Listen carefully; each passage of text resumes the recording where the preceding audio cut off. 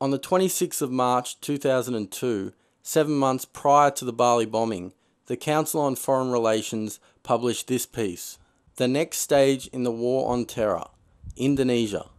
6 months after the terrorist attacks on the United States, President George W. Bush is reviewing strategies for the next stage of the war on terror.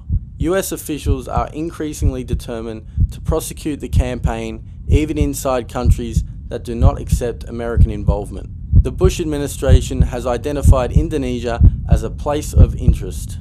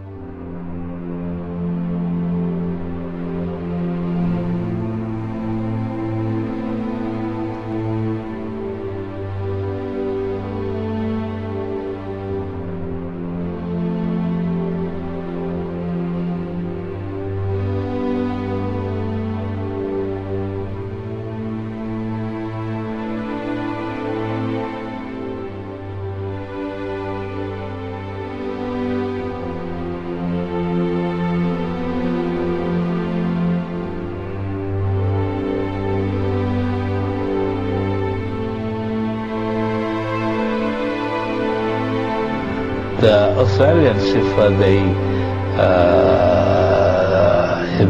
get the truth, I think it's a great mistake.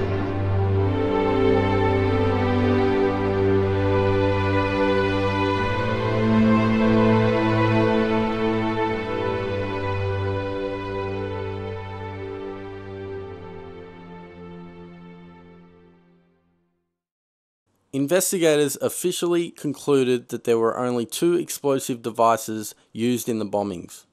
According to the official story, a suicide bomber detonated a backpack of TNT inside Paddy's bar. The forensic expert pointed us to one seat of one blast in Paddy's bar, and in the ceiling of directly above that blast there were some human remains. These remains were DNA tested and came back as the remains of one person, and therefore we had one person in contact with the device at the time it detonated, just above the waist level of that person.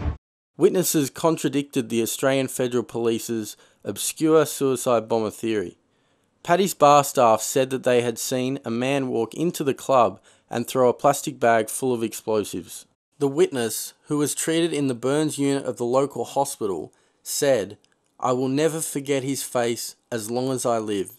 Investigators chose to ignore this testimony. Seconds later, the main explosive device was detonated outside the Sari Club. According to the official story, a Mitsubishi van loaded with potassium chlorate.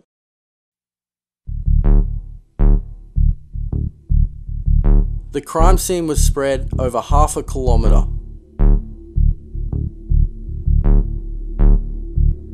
The force of the blast completely levelled the Sari Club in seconds.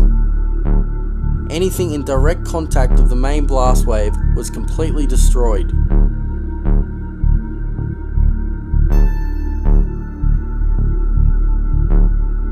Mick Kelty revealed that surrounding vehicles were blown 30 metres down the street.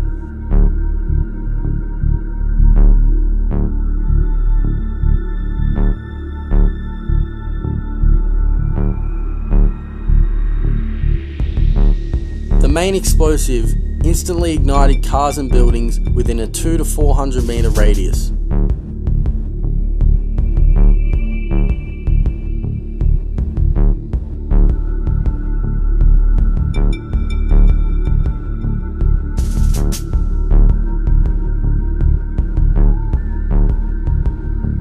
Windows were shattered over 600 metres from the main blast site.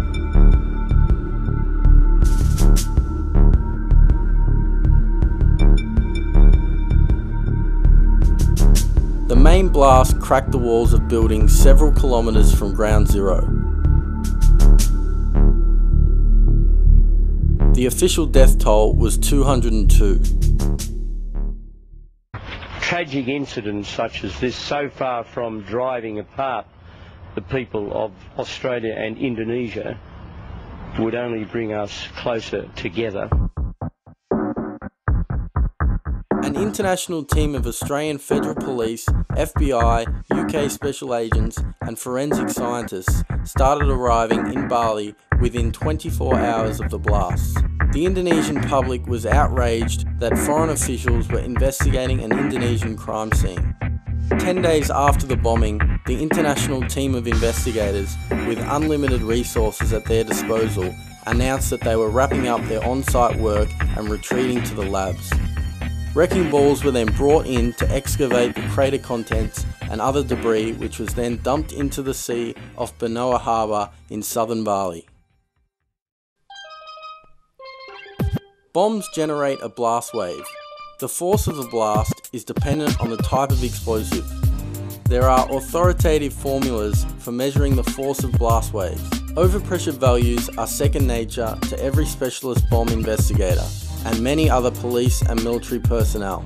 These specialists are well aware that the resulting destruction to victims and infrastructure correspond to specific explosive devices. Once swab tests have been examined, the investigator can determine the type of explosive used.